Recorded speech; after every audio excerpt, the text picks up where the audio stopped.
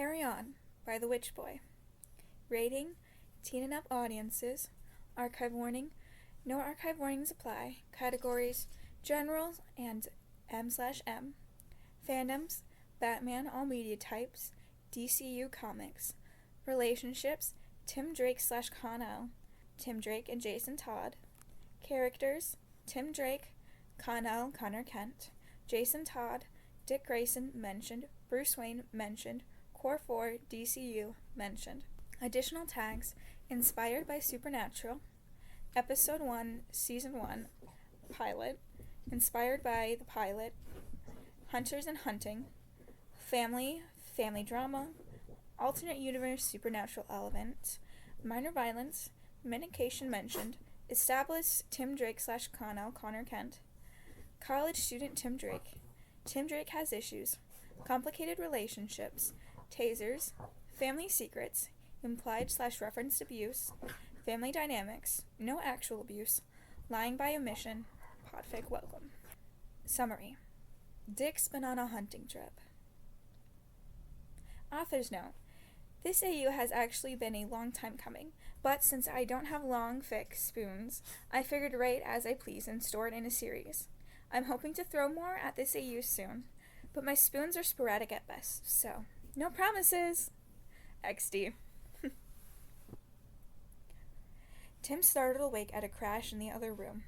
Con stood beside him, raising his head and blinked at Tim, blearily, then laid his head back down. Whoosh, he mumbled into the pillow. Don't know. Tim flipped back the covers and clambered out of bed. It's probably nothing, Con said. Yeah, it's probably nothing, Tim agreed. Then why are you up then? Con asked. Then it beat already. Already, said then. I'm going to go check, Tim said. Con smushed his face into the pillow and groaned, then dropped the pillow and sat up, rubbing the sleep out of his eyes. Why, Spidey senses tingling? He dropped his hands into his lap and smiled tiredly. It's probably nothing, Tim repeated. But, Con prompted. But what if it's not? Tim opened the bedside drawer and fumbled around for an absolutely illegal taser that he kept in the back of drawer behind a cacophony of prescription bottles, charging cords, electronic devices he didn't really use, memory cards, spare camera batteries, skincare crap, and a keychain hung with amulets from every major religion Tim could find amulets for. He pulled the taser out, hesitated, then grabbed the keychain of amulets as well. Okay, Con yawned, rolling towards the edge of his side of the bed. You don't have to come, Tim said. Let me just... Con rolled himself out of bed onto the floor, making a much louder thud than what had woken Tim. Tim rolled his eyes. Well, if it is an intruder, they know someone's home. And awake. Oops, Con said without conviction. He stood up and made a half-hearted go at dusting himself off, then threw Tim a smile and a thumbs up. Tim shook his head but smiled back. Tim then eased the bedroom door open and crept along the hall, silent as a shadow. Con followed, half a step behind, silent as an eager St. Bernard that hadn't seen their owner all day. To avoid straining his eye-rolling muscles, Tim decided to let it go, but it was a near thing. They made their way into the kitchen where a shadow was rummaging through a cupboard, then moving to the next cupboard. Con took half a step forward, frame tense. Tim put out a hand to stop him, which only stopped Con because Con respected it. Very little could physically hold Con back, Tim had found. It was a wonder Con wasn't a football or hockey player. He would have dominated any sport, pulling scholarships and grants from all corners. But Con had always been remarkably content to be unremarkable in terms of sport. All his scholarships were academically based, scrounged on the basis of grades he had to work hard for, instead of pulled on the basis of his natural athleticism. The shadow in the kitchen opened the fridge and pulled out a shitty college student beer. Tim waited until the shadow had the beer against the counter, about to pop the cap off, then stepped into the kitchen, elbowing the light on. Hold it, he said, taser extended. The shadow solidified into a dark-haired man, built like a brick house and wider than Con, wearing a brown leather jacket. He half-turned, popping the beer bottle's cap off with a quick palm to the cap. Timbo, the stranger greeted, except it wasn't a stranger. Jason? Tim's no-nonsense frown turned into a scowl. "Aw, you remember me," Jason said, and he turned and leaned against the counter, beer bottle raised in a toast of sorts. "Jason? Like your brother, Jason?" Con asked. Yep," Jason said. "The fuck are you?" Tim tased Jason. Jason convulsed, dropped his beer, and hit the floor. Not necessarily in that order. Then there was quiet, broken only by the buzz of Tim's own anger, practically vibrating in his ears. The beer pooled on the kitchen floor, puddling next to Jason and spreading sluggishly towards him. His jacket was probably going to smell like beer for the next 4 years. The silent buzz of something like unreality broke away, back to the present when Con cleared his throat. "Babe, what the fuck?" Con asked. "Was that fucking necessary?" Jason demanded. "I could do it again." Tim wrinkled his nose derisively. "I haven't done anything yet." The two faced each other, Jason fuming and Tim glaring coolly. Then Jason sat heavily on the couch Con had stolen from his old roommates. Not that said roommates didn't come around on a near constant basis and crashed on said couch, regardless of the change in location. "My legs feel like jelly," Jason grumbled. "Motherfuck. It could be worse. It could be a fucking knife to your neck." Tim shrugged in a mechanically calm way, trying to keep the depth of his anger from the surface. "That was 10 fucking years ago, Tim," Jason protested. "People don't forget having their brother almost cut their throat, Jason." "I was possessed," Jason hissed. "I don't see how that's relevant to my memory or my feelings. It still caused lasting trauma, Jason." "Why do you think I want it out so badly?" Tim snapped. Jason snarled and opened his mouth to retort. He held himself back, barely, when Tim raised a cautionary hand. Con walked into the room with a glass of water and a bottle of painkillers, both of which he offered to Jason. Jason still prickled with whatever retort he wanted to give, but accepted the items from Con, who had given him an apologetic smile and opened his mouth, probably to turn the apologetic smile into an actual apology of some kind. "Don't apologize to him," Tim said before Con managed it. "I promise you, he deserved it." "Bitch," Jason sneered, looking past Con. "Jerk," Tim retorted. "What brings you here anyway?" Jason glanced from Tim to Con as Con stepped back to stand next to Tim, then looked back to Tim. He gave a slightly significant look. "Actually, it's kind of family business, you know. And I don't know this guy from Adam." "Jason, Con. Con, Jason." Tim deadpanned. "Con's my boyfriend." For real?" Jason sat up straighter and turned his attention to Con, appraisingly. "Seriously?" "Yeah, I'm gay, remember?" Tim crossed his arms tightly and glanced at the floor between Jason and himself. Jason whistled lowly. "No kidding. Well, he's hot, anyway. Good job, baby bird." "He's standing right here," Con deadpanned. Jason gave him a smile that was just the wrong side of smarmy, but not quite enough that Tim could use it as an excuse to tase Jason again, unfortunately.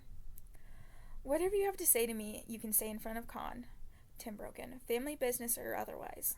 Jason leaned back against the couch and stalled for time by taking the painkillers and drinking about half the water. "Well," Tim prodded. "So," Jason said, stretching the vowel out. "Dick." Jason cleared his throat. "Dick hasn't been home in a couple days." He practically mumbled it, stretching it out as his eyes skittered away and back. He raised his eyebrows. "So?" Tim shrugged weakly, arms still crossed. "He's always out. Have you called his special friend of the minute? Because odds are he went out of town and decided to make a weekend of it. He does it all the time, and it's nothing to get worked up about." Jason wet his lips and dropped his chin, then nodded. "No, you don't understand." This time he met Tim's eyes, steely and sure. "Dick's been on a hunting trip, and he hasn't been home in a couple days." Tim frowned slowly. "Haven't heard from him at all in a couple of days," Jason amended quietly. His eyes said, "You know me. You know I don't worry for nothing." Tim took a deep breath, dropping Jason's gaze. "Con, could you excuse us? I need to talk to my brother." When Tim's gaze met Jason's again, he did his best to make his eyes respond. "I do know you. You are an asshole, and you could have gotten help from someone else." "Sure, babe." Con kissed the top of Tim's head like the tall asshole he was, then slipped out of the room.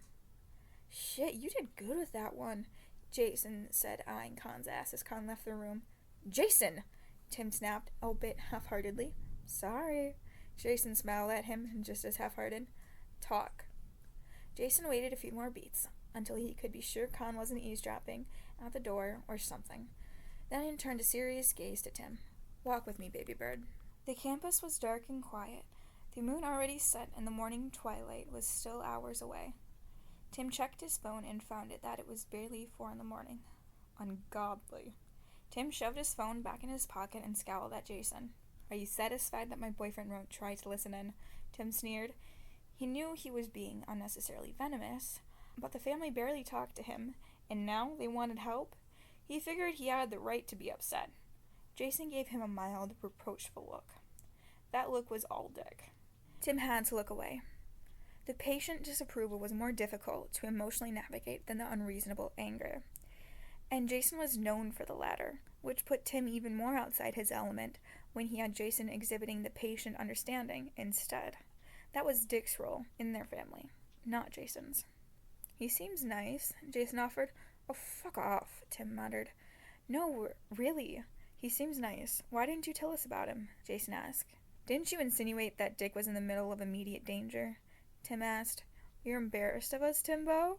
Jason pulled a pack of crushed cigarettes from somewhere in the depths of his jacket, specifically made for him so that it would be sage and mint alongside the tobacco, behind the cigarette in the filter. In a pinch, he could use the cigarette for cleansing and protection. Where's the performative introductions and the awkward family dinner, you know? Jason, Tim sighed and dipped his head down into his palms, rubbing his face tiredly. No, seriously, what about the show talk? Obligatory date night stalking, digging into the background and family history, accidentally walking in on you and lover boy getting busy. We're missing all kinds of shit here, Timmy. It's not like any of you reached out after I left, Tim snapped. Why should I be the first to reach out? What makes that my responsibility exactly? You guys told me to stay gone. I stayed gone. Jason glanced at Tim out of the corner of his eye, then glanced away again. Coward. I'll make sure to send you a postcard next time, he drawled. What? I'll make sure to send you a postcard. What, am I speaking Latin? A postcard isn't going to fix 2.5 years of radio silence, Jason, Tim snapped. Jason waved him off. To Tim, it was clear that Jason was uncomfortable and out of his element, and about to skitter to a different topic to avoid the discomfort. Heaven forbid they communicate or come to an understanding. Tell me about the case, Tim said. The other topic was dead anyway. Might as well keep some of control by directing where the conversation went next. Case? Jason glanced back at Tim, eyebrow raised. Yeah, Dick must have been on a case, Tim scowled in challenge. It must have been something he thought he could take on alone. It's not like any of us are strangers to solo hunts, and we all know our limits. Limits? Jason scoffed. Since when do any of us know when to back down or ask for help? We wouldn't even know a limit if it smacked us upside the head. It's not like we haven't run into insurmountable odds before, but we've managed to walk away with each time. Dick has managed to walk away each time. What's so different about this case? Whatever it is that you think you need my help after all these years of contact, Tim demanded. You want my advice? Not really, no, Jason said. Give him a few days. He'll be back, fine as usual. He always is. Seriously?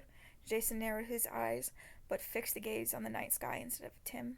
I have an interview coming up anyway, Tim said, this weekend. I can't miss it. Not if I want to continue my studies. An interview? Jason stopped and turned to Tim. Dick's in trouble, and you're worried about an interview. Is he? You haven't told me anything about what's going on, Jason, Tim said. And college costs money. I can't fucking afford to skip out on a scholarship interview. Wait, seriously? Money? Jesus, Tim, just call! Jason said. We got money. It's the only thing we don't seem to struggle for lately. Just! Tim took a deep, calming breath and turned back to the sidewalk. Just tell me what's going on, why you need me. Jason visibly hesitated. Tim narrowed his eyes. You know the demon? Jason asked. Tim rolled his eyes. You have to be more specific than the yellow-eyed demon, Jason interrupted. Tim snapped his mouth shut. Strictly speaking, no. He didn't remember the yellow-eyed demon himself, but he knew the story. Yeah, we got a lead, Jason said. It's been more than 15 years, Tim muttered, glancing away. I don't even remember the Drakes, or the demon. Like I said, we got a lead, Jason shrugged. And Dick went after the lead? Dick went after the demon. Alone. Yeah, Jason said. Why would he go alone? Tim muttered. Jason gave a dry laugh. Why do you think?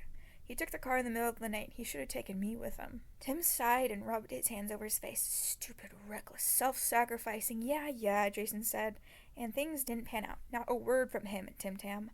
So it's up to me to dig him out of whatever the fuck all mess he's gotten himself into. Are you in? Tim glared at him weakly. You're going? Khan asked. Tim tucked a few shirts into his duffel, rolling his options around in his head. He didn't like lying to Khan. He didn't want to lie. Dick's in trouble, he said. Is he? If he's not, he's going to be, Tim shrugged. He tucked a pair of jeans and a sweatshirt into a duffel, next, then a tape player, and a series of exorcism tapes from various belief systems. Belief was the real deciding factor for if an exorcism worked, and Tim believed they worked, not because he believed in the various belief systems, but because he's seen an exorcisms in action. Luckily, that was enough. Belief was belief, after all. Is it a good idea, going with Jason? Khan asked. Yeah, no, maybe not, but I have to, Tim said. He's family. You don't talk about them a lot, but it's always sounded to me like it was a bad situation, Khan said carefully, almost apologetically. I just don't want you to see you pulled back into whatever mess you managed to pull yourself out of when you left. I'm going to help Jason find Dick, then I'm coming home, Tim said. He kept his gaze fixed on those items in his duffel, fiddling with them to keep his hands busy. I'm not going to stay with them. Why would I? I have a life here. A better, more fulfilling life. And you. If you still... Tim, I'm not breaking up with you over a week-long family trip. I promise. Khan interrupted. I'll be here when you get back home. I promise. Yeah? Of course, Khan smiled, bowing his head to catch Tim's eyes. Forever and always, babe. Tim bit his lip, trying not to smile. You're such a sap. I know. Hey, don't forget your meds. Yeah, I don't need the Cernamex of Petland, though, Tim said. It's okay to say Astrays, Khan said fondly. Then frowned. Why not? Why won't you need your Astrays? I only need it for studying, Tim said. I don't need to stimulate it as much when I'm with my family. There's a lot of adrenaline going around usually, I'll take it anyway. He spun away to dig his prescription bottle out of the side table, studiously avoiding Khan's gaze. Will you, be safe with your family? Khan asked. Tim already knew that the impression he gave, with the carefully redacted stories, that his family was bad for him, in general, abusive even, and sure, some of the things about his family weren't exactly copacetic regardless of present or missing context, but Tim didn't think his family was outright abusive, and not in the light of the kind of things Tim knew were out there. Of course I'll be fine. Jason's an asshole, but he's not a bad person, Tim said. Speaking of the devil, Jason knocked on the door frame as he opened their bedroom door. There's the asshole, Tim muttered. You ready to hit the road? Jason asked. No, Jason, I'm not ready. I need to finish packing. I need to send this email to cancel my interview. Oh shit, your interview, Khan said. It's fine. I'll apply to more scholarships when I have a moment later. If worst comes to worst, Bruce can handle it, Jason nodded. I thought you didn't want your dad's money, Khan asked. He reached out to touch Tim's hand, where it rested on a duffel bag. I don't, Tim huffed, but it's a logical backup. He turned back to Jason. Give me half an hour, okay? Sure, whatever. Jason wandered away, but left the bedroom door open. Tim sneered at the open doorway. I swear, they all do that. Does no one shut doors behind them anymore? Prescriptions packed in a Tic-Tac containers, each marked with a label of given prescription, and sequestered down into a pencil case, emailed, sent to the scholarship committee, begging off of the interview in the morning due to an amorphous family emergency, and a laptop and charger secured and packed. Tim tromped his way down the stairs to where Jason was resting his eyes on the couch. Tim paused, looking at his older brother, and suddenly wondered how long it had been since Jason slept. How much had he looked for Dick before getting Tim's help? how much distress Jason was hiding under his jerkwad fuckboy exterior. The moment passed, and Tim's irritation returned. He kicked Jason's feet off the coffee table. Hey, I'm ready to go. Jason startled awake, and he had a gun trained on Tim before he finished blinking the sleep out from his eyes. Tim? Jason blinked at him, then yawned and shoved the gun away once more. Jesus, Tim, the fuck are you doing waking me like that? He ran a hand down his face and stood. Let's go, kiddo. Yeah, Tim said. Con followed them to the front door of the apartment building and stood there, arms crossed, as Tim packed his duffel away underneath the seat of Jason's bike. It barely fit. Tim knew that the saddlebags themselves were where Jason had his own shit packed. Backpack. Tim trotted over to Con and accepted a hug and kiss. Jason wolf whistled in the background and was thoroughly ignored. Stay safe, Con said. Of course, Tim said. You too. Jason turned on the motorcycle, revving the engine once, and waited. Tim took a last look over his shoulder at Con as he walked over to Jason, then took the seat behind Jason, who passed him a helmet. Then they were off. First stop was going to be the last place Jason knew Dick had gone.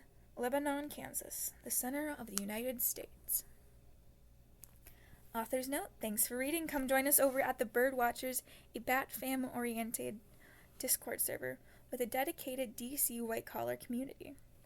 Reader's notes, I really do enjoy reading fics where it's a supernatural kind of like start to it with different family dynamics. So if any of you have one that you would like to be turned into a podfic, leave it down in the comments and I'll get around to it. If the author allows. Always with author's consent. Have a good one!